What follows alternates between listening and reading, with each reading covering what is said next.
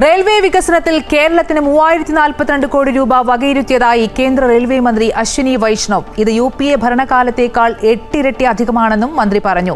ബജറ്റിൽ പ്രഖ്യാപിച്ച പദ്ധതികളെക്കുറിച്ച് വിശദീകരിക്കുകയായിരുന്നു അദ്ദേഹം. 2.52 ലക്ഷം കോടി രൂപയാണ് ബജറ്റിൽ ധനമന്ത്രി നിർമ്മല സീതാരാമൻ റെയിൽവേക്കായി നീക്കിവച്ചത്. ഇതിൽ നിന്നാണ് കേരളത്തിനു വേണ്ടി 3042 കോടി രൂപ വകയിരുത്തിയത്. 3,042 crore rupees allocation for Kerala. If you compare it with the UPA period, this is 8 times.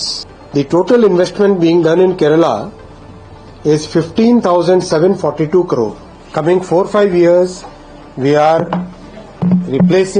going to replace all the old tracks in a mission mode basis.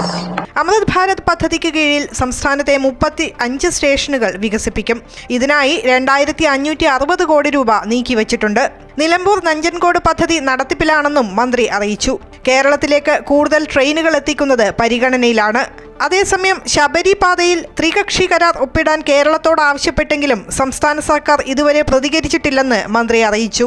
2014 ശേഷം കേരളത്തിൽ 125 കിലോമീറ്റർ പുതിയ ട്രാക്കുകൾ നിർമ്മിച്ചു. റെയിൽപാതകൾ പൂർണ്ണമായും വൈദ്യുതീകരിച്ചതായും മന്ത്രി അറിയിച്ചു. നിലവിൽ 8 റെയിൽവേ പദ്ധതികൾ നിർമ്മാണത്തിലാണെന്നും മന്ത്രി പറഞ്ഞു. രാജ്യത്ത് 200 പുതിയ വന്ദേ ഭാരത് ട്രെയിനുകൾ കൂടി അനുവദിക്കും. 100 കിലോമീറ്റർ ദൂരപരിധിയിലോടുന്ന 50 നമോ ഭാരത് ട്രെയിനുകളും 100 അമൃത് ഭാരത് ട്രെയിനുകളും മന്ത്രി പ്രഖ്യാപിച്ചു. വന്ദേ ഭാരത് സ്ലീപ്പർ ട്രെയിനുകളുടെ ട്രയൽ റൺ പൂർത്തിയായി. ഉടൻ തന്നെ സർവീസ് ആരംഭിക്കുമെന്നും റെയിൽവേ മന്ത്രി വ്യക്തമാക്കി. റെയിൽവേ സുരക്ഷയ്ക്ക് 1.16 ലക്ഷം കോടി രൂപ വകയിരുത്തിയതായും മന്ത്രി അറിയിച്ചു.